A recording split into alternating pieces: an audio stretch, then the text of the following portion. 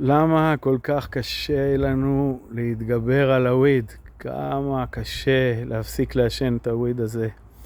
זה כל כך קשה. למה זה קשה? בגלל שהוויד מרגיע. הוא מרגיע את הכאב. הוא נותן איזושהי נינוחות. הייתי אומר פייק נינוחות, אבל נינוחות. והנינוחות הזאת היא נותנת הרגשה שעכשיו פחות כואב לי, או לא כואב לי בכלל. אבל מה הבעיה? הבעיה היא שהוויד, בזה שהוא פחות אנחנו מרגישים את הכאב, אז אנחנו גם מאבדים איזשהו קשר עם העומק האמיתי של מה שהרגש הזה בא להביע. ואז זה יוצר מצב של חוסר מימוש, בגלל שאנחנו כל הזמן מרגיעים גם את הרצון שלנו. כי הוויד גם מרגיע קצת את הרצון. ורצון זה דבר מאוד מאוד בריא וטוב. ואם הוא נרגע, אז לכאורה, כשאני פחות רוצה, אז לא יודע, אוקיי, נחיה לכאורה את מה שיש. אבל זה לא באמת לחיות את מה שיש. כי אם החיים טובים ונפלאים, אז אחלה, בוא נחיה אותם.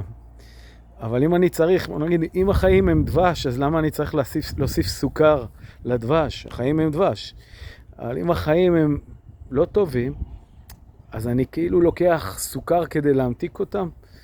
זה כמו לקחת סוכר כדי להמתיק משהו שהוא לא טעים. אז צריך למצוא את הסיבה הפנימית ללמה החיים פחות טובים. והסיבה הפנימית היא זה שיש עולם רגשי שלם שאנחנו התנתקנו ממנו, משהו בתוכנו שהתנתקנו ממנו, ובלעדיו אנחנו חצי חיים, או אפשר להגיד אפילו מתים בעודנו בחיים. כי כל העולם הרגשי שלנו לא באמת בא לידי ביטוי.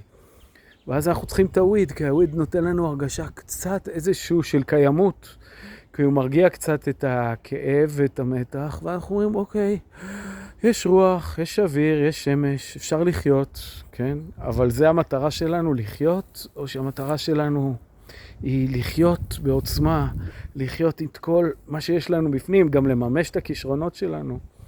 אתם יודעים שגם לממש את הכישרונות שלנו, ולעשות את הדברים בצורה הכי אמיתית ועמוקה, ולהגיע להישגים, מאוד קשה כשמכורים לוויד. כי הוויד מצנן את ההתלהבות גם של לעשות משהו עד הסוף. הכל בסדר, אם לא עשינו מחר, נעשה מחרתיים, לא עשינו מחרתיים, נעשה בעוד שבוע. ככה זה עם וויד. כי הוויד מרגיע את הכאב. אז מה הפתרון? הפתרון הוא לגלות את הדבש. איך מגלים את הדבש? טוב, אני לא יכול להגיד הכל בסרטון אחד. אנחנו חייבים לגלות את הדבש מבפנים כדי להפסיק להמתיק אותו בסוכר.